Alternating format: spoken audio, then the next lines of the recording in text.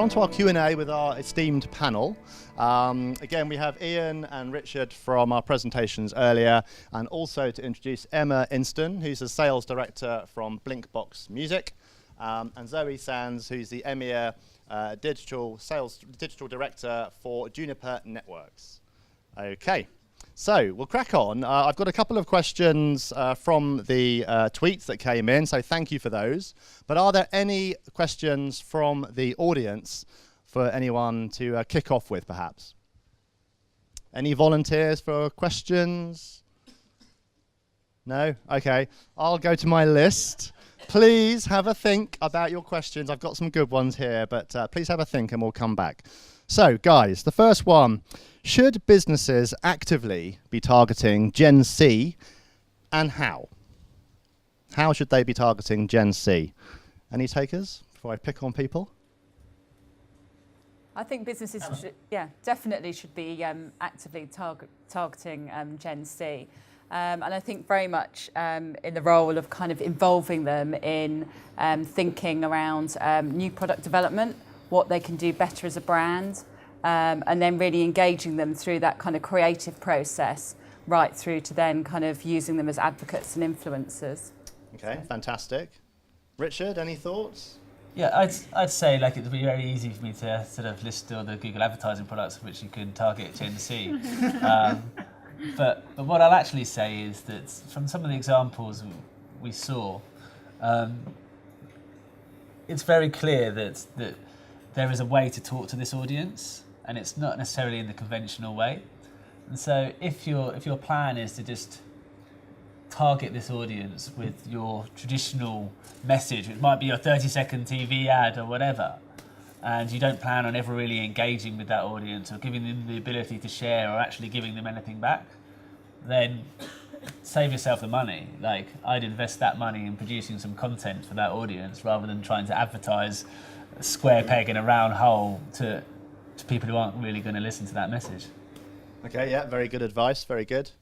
Zoe, Ian, any thoughts? Yeah, I'd echo Emma's point about crowdsourcing, so they're a great way to crowdsource ideas and product development.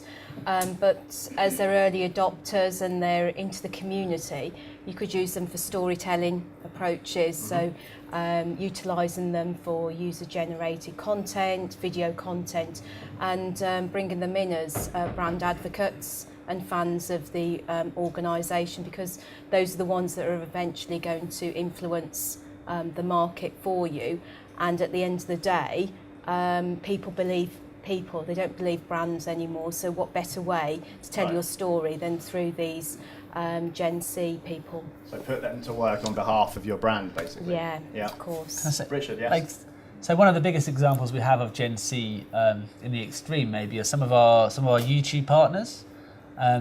Those are some of the sort of celebrities who basically sort of, we call them celebrities now because they are, but they earn money from producing content on YouTube. Some people who like Tanya Burr, for example, who's got like 9 million subscribers and people hang up every word.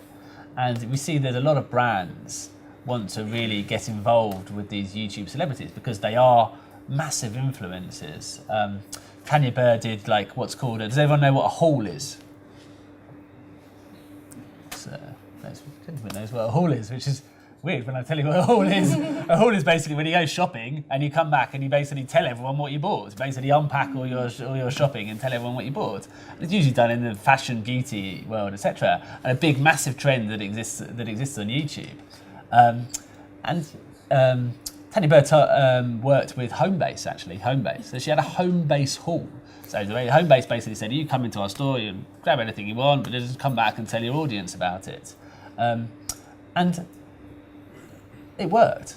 Homebase saw a massive increase in interest, and Tanya Burr was able to influence her crowd about buying stuff in Homebase because she bought in Homebase, people believed what she said, and people went to Homebase. And that's an example where it works. There are other examples where you cannot force some of these partners or creators or influencers to do something that's unbelievable, that's completely out of their comfort zone, because people just won't believe it. You can they'll charge you a lot of money because they're in a position whereby they can do that, and they'll charge you more money the less the less recognisable you are to their audience. But it has to be appropriate for the audience when you're doing anything like that. And so that's when I come back to, weirdly for an ad man, creating the right content. Very good. Ian, any thoughts on how? I think there's a few things, but one of the things is facilitate, just allow it to happen. So, we see examples of brands who have really locked down Facebook pages, and as soon as somebody posts anything negative, it's deleted off, and it's like this sort of almost 1984 kind of thing of it's one message and being out there. And the thing is such as the sort of what they'll charge to promote a brand that they don't believe in. Also, as a consumer, there's almost this inverse relationship between the more closed off you are, the less likely anybody is and almost that's negative in itself.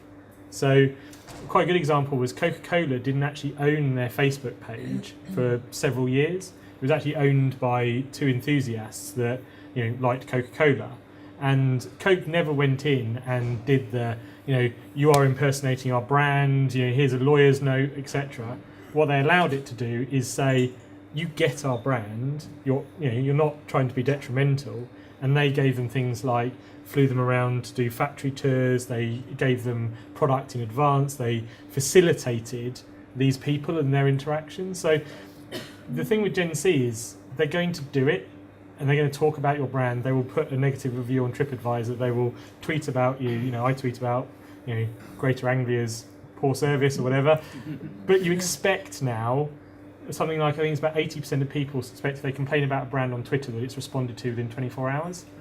And if you get that corporate account where it's, our latest blog post is, and nobody talks, and you're kind of trying to prod them, it's actually sort of amplifies the negativity. So yeah, okay.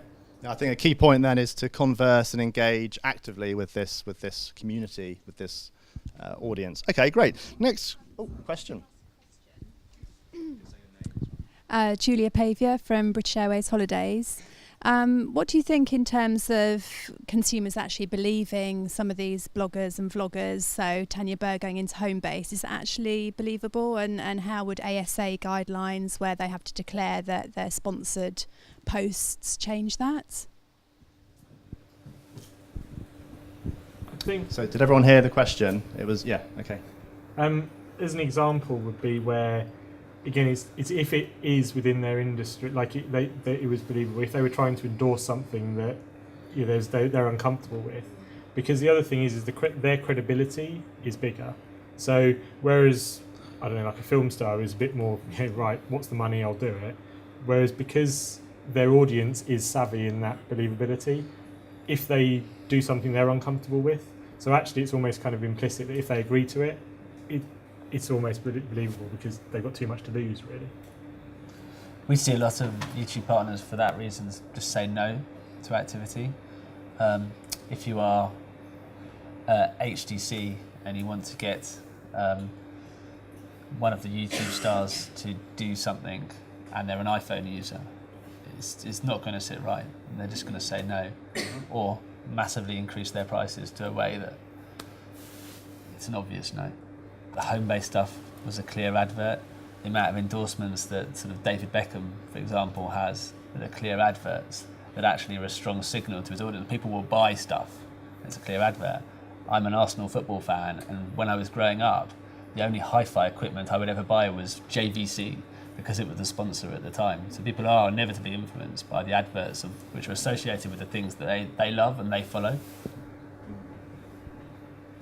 Thank you. Are there any more questions from the floor at all? No? Oh, there is. Fantastic. Let me run around.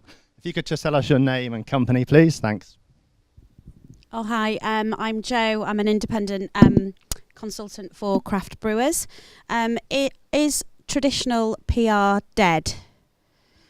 If influencers are influencing each other, is there a need now for trad PR? So is traditional PR dead given the role of and rise of influencers? I think there's still a big role for traditional PR, but it's got such a digital life to it now.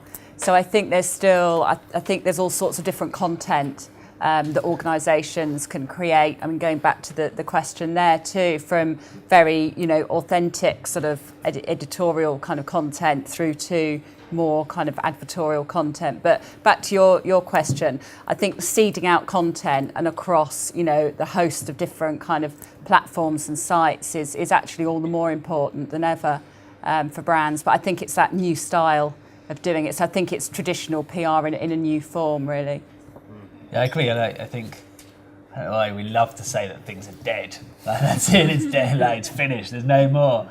I think, and I'll say this. I have no real knowledge of what sort of traditional PR is, but from my observations of somebody who's been in search for some time, are that the PR industry could have grasped search opportunity a lot earlier and really owned that space.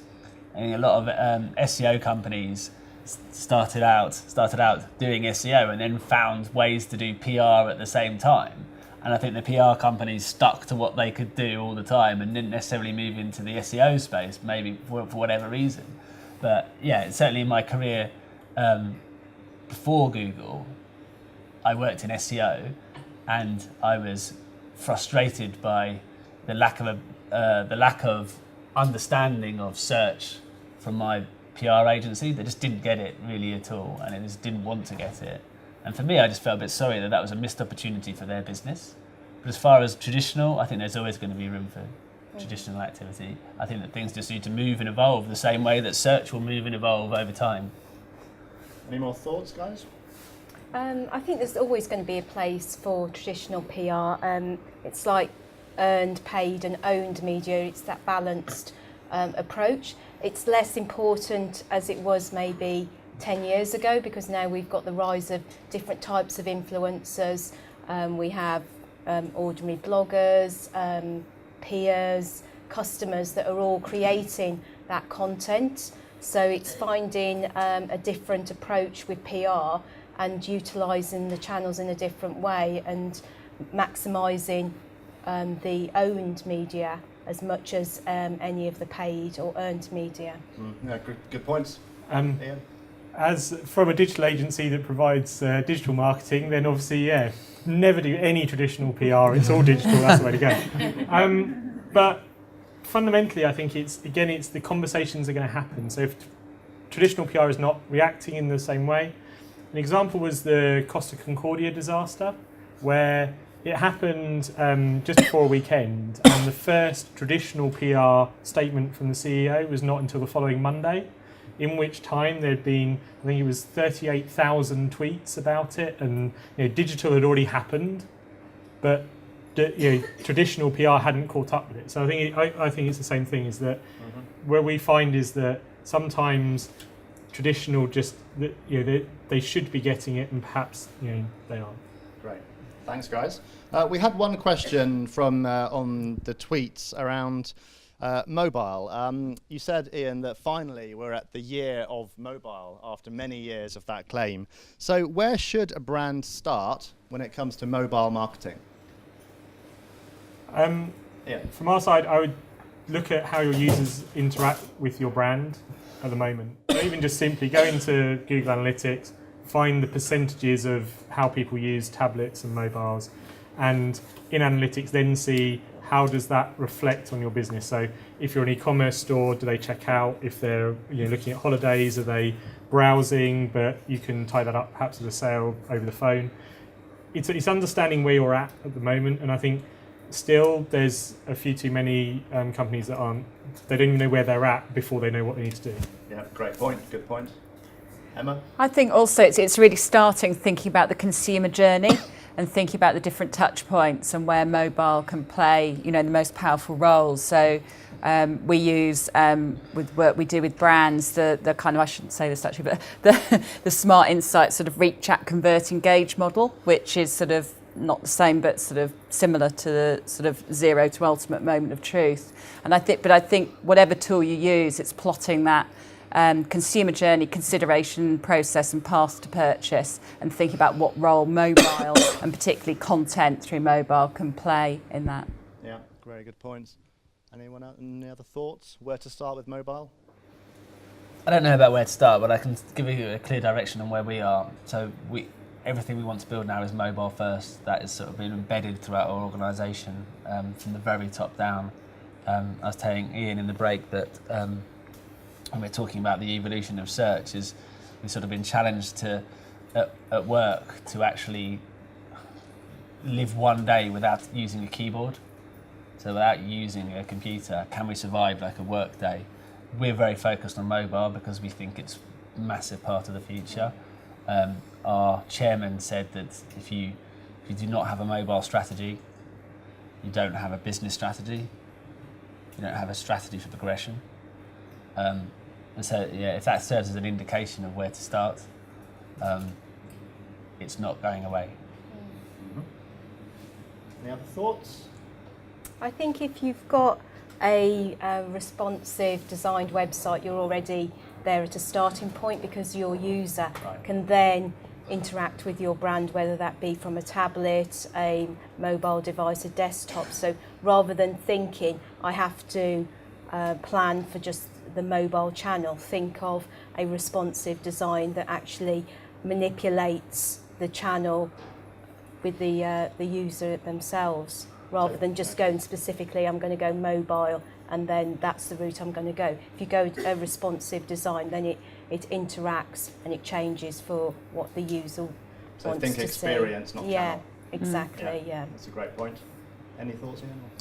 I think just the main thing really is that it's just non-negotiable anymore. Right. Like it's. I was talking to somebody in the break, and we were talking about even at sort of mobile conferences, a number of people where you sort of say we've got a mobile strategy, and it's more the kind of the singular percentage digits rather than sort of 98% of people. So.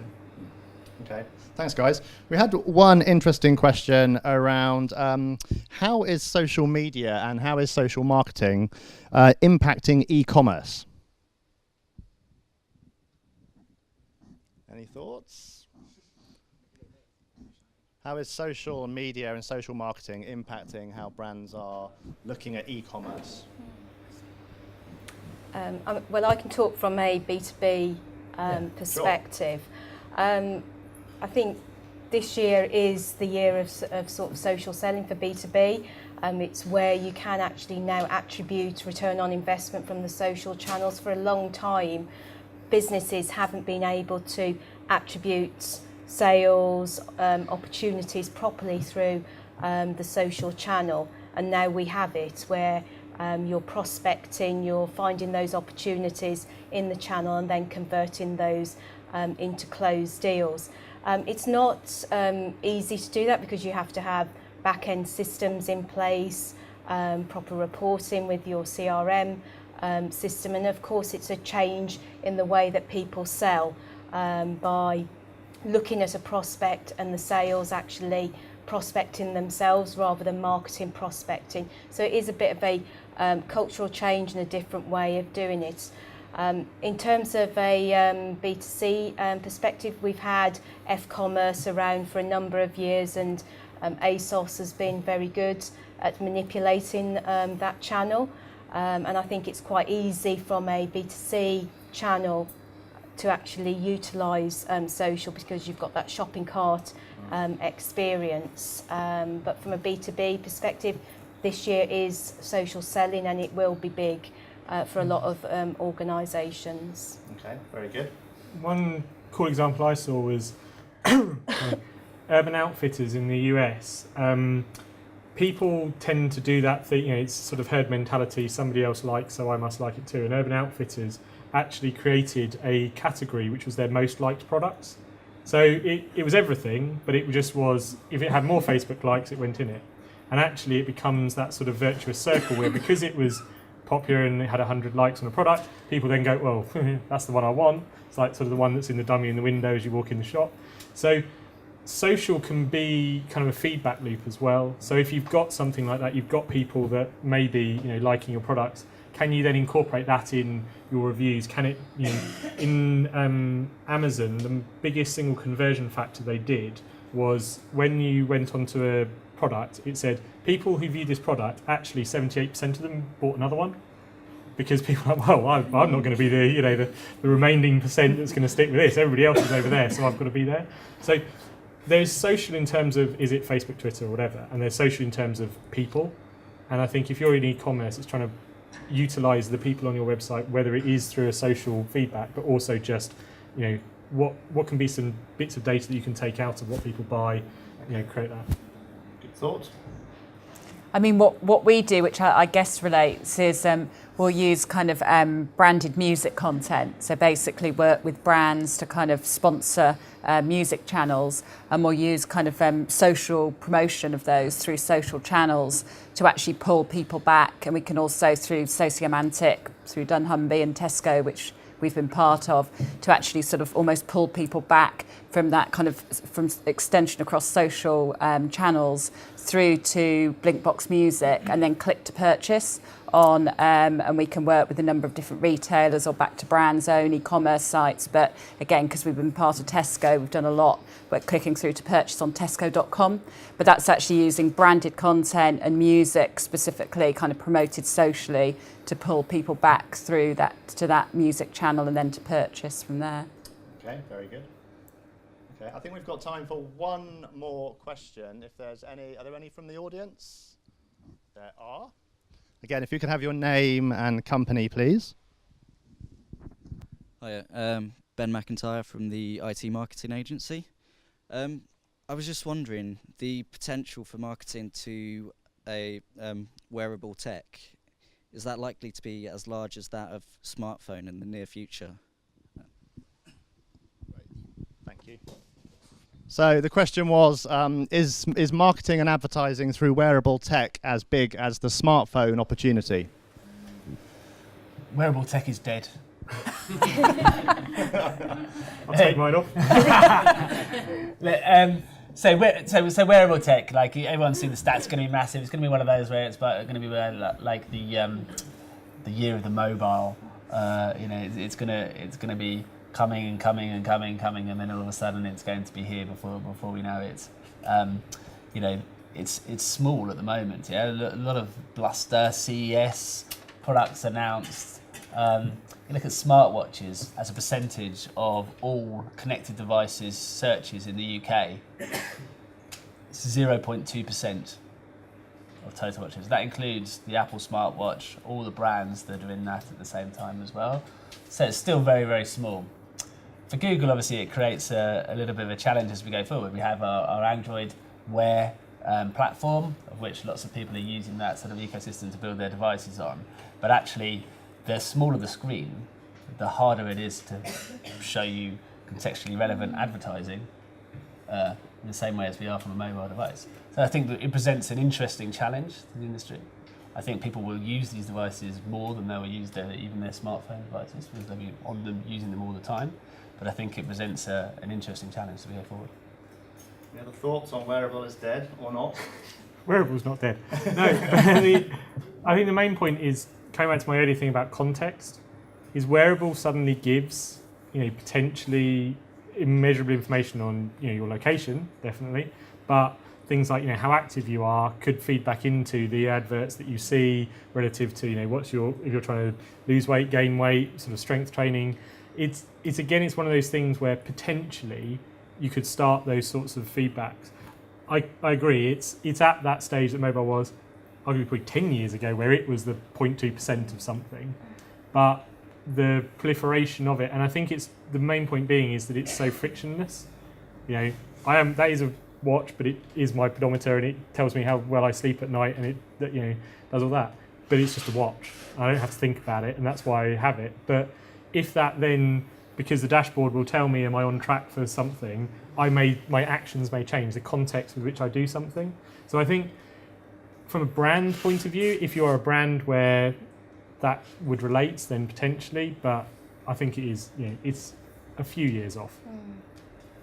I think we're still very much in the early adopter phase of wearables, and I guess once we start hitting to 5G, where we become totally wireless in the world, which is 2020, you'll start seeing more wearable tech in your clothing, in lots of different things. So, and that's when it will start to hit more mainstream, and it'll be a few more years to go, because we need to have that connected world in order for wearable tech to really work properly, because it needs that mobile connection and that wireless connection, and that's going to be around 2020.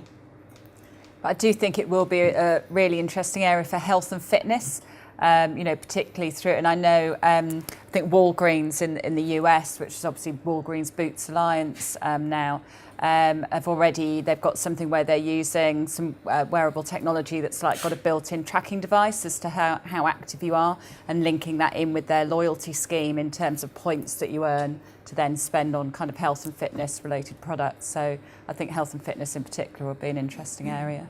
There's already insurance companies and things, and fitness companies that will give you sort of preference, a bit like the boxes in your car for your car insurance. It's like if you have wearable tech and you walk 10,000 steps, then they can adjust your premium. So I think even there's some interesting things you can do with it, but it's a bit far off. Thank you very much, guys. I think we're short of time and holding you back now from more pizza, I think, and beers and wine. So I will stop there, I think, and thank our panel for their thoughts, insights, and support tonight. Thank you. Thank you.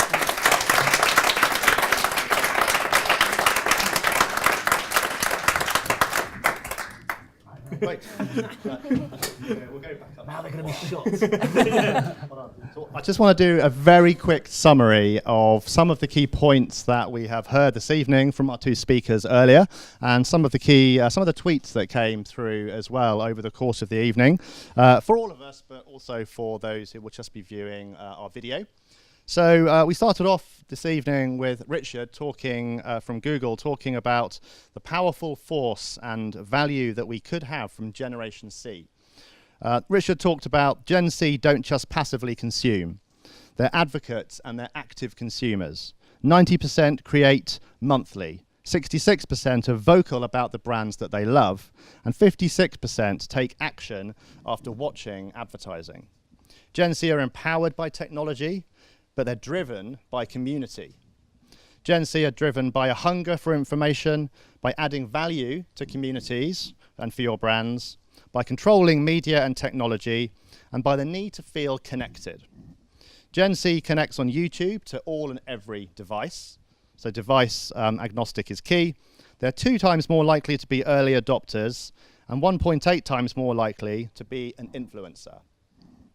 And finally, the top content genres when you're thinking about targeting Gen Z are music, film, concerts, comedy, and DIY and how-to. So a huge opportunity for you as brand owners, as marketers, to connect with Gen Z. We then heard from Ian Miller, CEO at Crafted, and he took us through 3 key trends this evening. The first one was around context, not content, will be the new king of digital. Location is key and is in 60% of all search queries. Personalized experiences are increasingly expected by consumers. Google is becoming your cybernetic friend and are talking about the new search experience being about answering, conversing, and anticipating. Tools like Google Now and Amazon Echo are driving us down that road. We're seeing a shift from web search to contextual search, and that will be a key element of our brand search strategies. The second trend was around mobile. Finally, the year of mobile is here, and mobile will overtake desktop for traffic and for e-commerce, and will be needed at the core of your brand strategy. And finally, Ian talked about 3D printing, and 3D printing now finally hitting the high street at scale, or soon at scale. He talked about 3D printing democratizing the production process, and 2018 being the tipping point for 3D printing, according to Gartner. So that's summarizing, I think, some of what we've heard this evening. I hope you found that useful and you've had a good evening.